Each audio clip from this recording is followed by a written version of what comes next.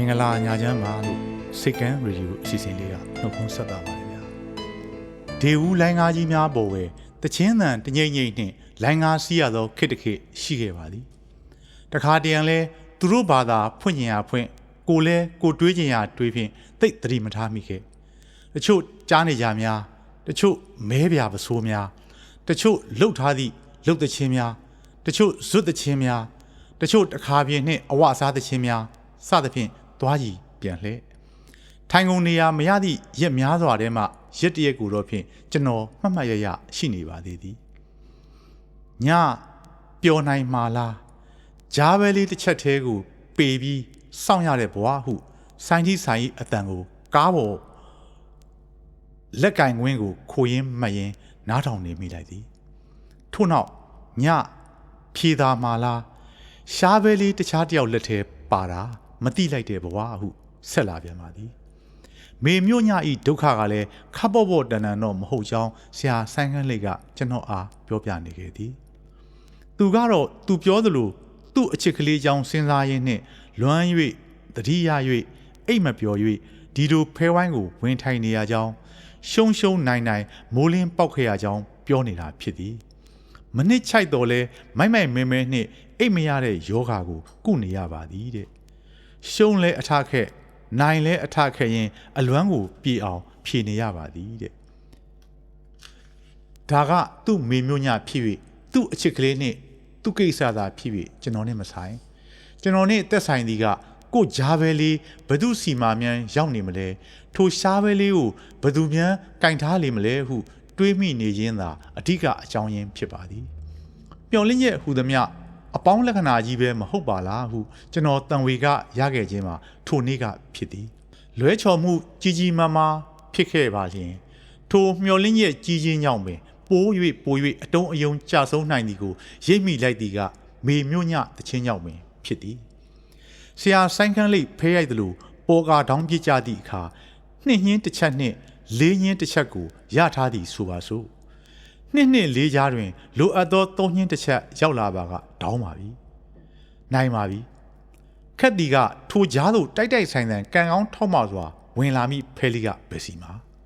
ပို၍ခက်ရသည်ကရှာပါပါတစ်ချက်ထဲသာကြံတော့သည့်ရှားပဲသုံးညင်းလေးကဘယ်စီမှာကိုဘေးကလူစီမာလားကိုတယောက်ကျော်ကလူထံမိုက်လားမျက်နှချင်းဆိုင်ကလူမာလားဒီလိုမှမဟုတ်ပဲဝိုင်းအလေကလက်ကျန်ဖဲချက်တွေထဲမှာလားသူတို့လိုအပ်ချက်နဲ့သူတို့အဲ့ဒီဖဲချက်ကလေးကိုလိုအပ်နေ၍တင်ထားရင်တင်ထားနိုင်ပါသေးသည်ကိုထံဆိုက်မြိုက်ရောက်လာမိအခွင့်အရေးကယာနှုံးနေသလောက်ဝမ်းနေစရာအဆုံးတတ်ရမိဖြစ်နိုင်ရည်ကအမတန်များလွန်းလာသောအခြေအနေပင်ဖြစ်သည်အတိမိတ်ဆွေသူငယ်ချင်းတယောက်ယောက်နှင့်ချစ်ရသူထံတွင်ထိုမျောလင့်ရဲ့ဖဲချက်ကလေးရှိနေသည်ဆိုပါကကိုထံတနေ့ရောက်လာဖို့ရာမျောလင့်နိုင်ပါသေးသည်အကယ်၍သာလူရုပ်မှတယောက်ကောက်ကြည့်စင်းတဲ့သူတယောက်ထံ၌ကိုရန်သူတော်တယောက်ထံ၌ထိုမျောလင့်ရက်ကလေးရောက်ရှိနေပြီဆိုပါကစိုးရင်စရာအခြေအနေရှိလာပါသည်တစ္ဆာပေါက်တယောက်ထံမှသာရောက်ရှိနေပြီဆိုရင်တော့မျောလင့်ထားသမျှအားလုံးကိုမြန်ရုပ်သိမ်းလိုက်သည်ကအထိအခိုက်အသက်သာဆုံးဖြစ်မည်ဟုကျွန်တော်ထင်သည်ကို့အရေကအစကို့အငိုအဆုံးအားလုံးကိုကျွမ်းကျင်နှံ့ဆက်စွာတည်ထားခဲ့သောတစ္ဆာပေါက်တယောက်ထံသို့ကို့မျောလင့်ချက်ကလေးကိုပါထည့်ပေးလိုက်ပြီဆိုပါကအန္တရာယ်များလွန်းလာပါသည်အေးပြက်ခံ၍ရောက်လာနိုးဖြင့်ဂျားပဲလေးတစ်ချက်သေးကိုပေကပ်ပြီးစောင့်ခဲ့ရသောမေမြို့ညများသည်ညတာအလွန်ရှည်လျားကြောင်းဆရာဆိုင်ခန်းလေးနီးတူကျွန်တော်လည်းကောင်းကောင်းသိခဲ့ရဥပါသည်တချို့မျောလင့်ချက်များကကျွန်တော်တို့နှင့်မထိုက်တန်တော့ပါတချို့မျောလင့်ချက်များကကျွန်တော်တို့နှင့်မအပ်ဆက်တော့ပါတချို့မျောလင့်ချက်များကဒီလောကမှာပင်မရှိတော့သည်ကိုသတိမထားမိပဲကျွန်တော်တို့ပေးပြီးစောင့်နေကြရတာတွေရှိပါသည်တချို့ကတော့အစကတည်းကမမျောလင့်သင့်သည်ကိုတန်ရောစဉ်တွဲ၍မျောလင့်နေမိတတ်ကြတာဖြစ်သည်ထိုအခါအရှုံးနှင့်မိုးလင်းတဲ့ပွဲပေါင်းများစွာဆက်ခါကြုံကြရပြန်သည်ဟိုးရှိတုန်းကနှင့်စသောပုံမြင်လေးတစ်ပုဒ်တွင်ကြီးတောင်ကြီးမားအရွယ်ကျွန်တော်ကနစ်မျောတွေ့ဝေခဲ့ရဘူးသည်ဘာယာနတိမာလားဗျမဒတ်မင်းကြီးလားသူ့ဇလန်းအစအဆုံးကိုကျွန်တော်မမှတ်မိတော့ပါ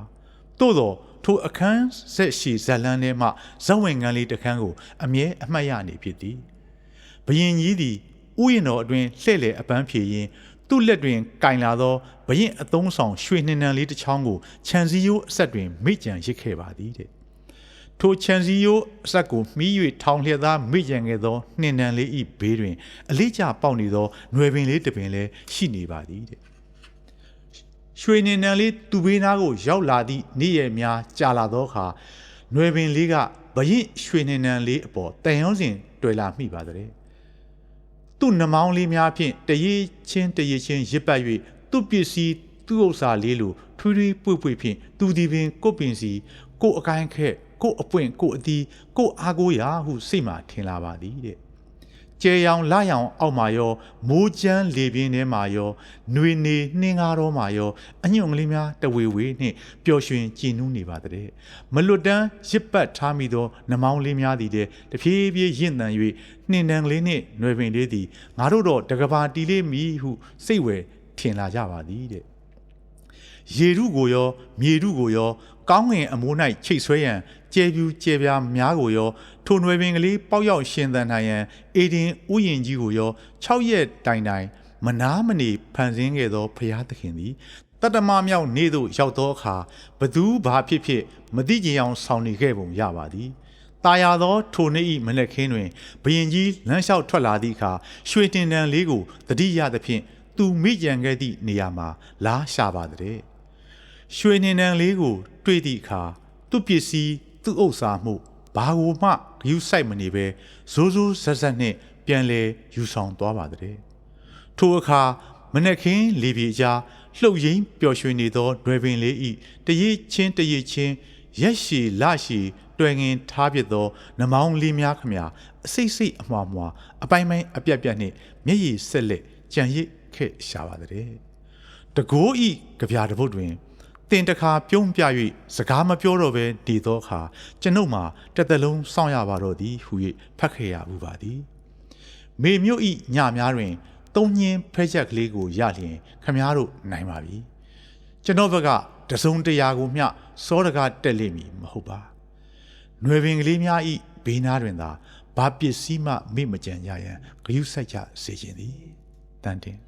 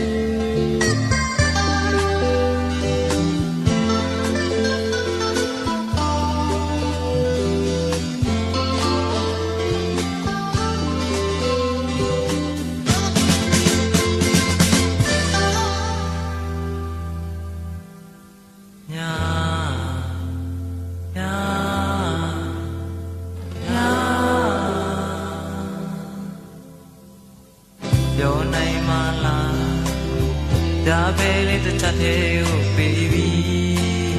စောင်းရတဲ့ဘဝခြေသာမလားရှားပဲလေတစ်ချက်တယောက်ခဲပါလားမတီးလိုက်တဲ့ဘဝမနစ်ထိုင်လဲအမိုက်ခံပြီးတော့အိမ်မရတဲ့ယောဂကိုကုလာ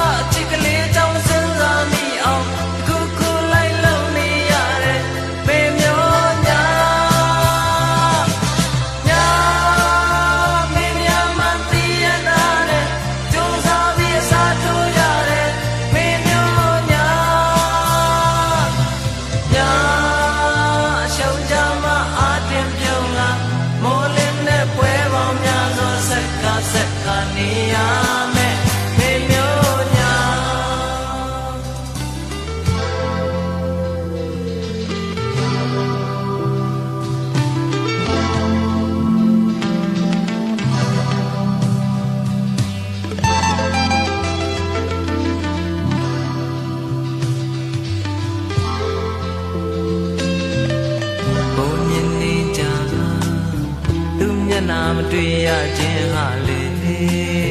ဒုက္ခပါလား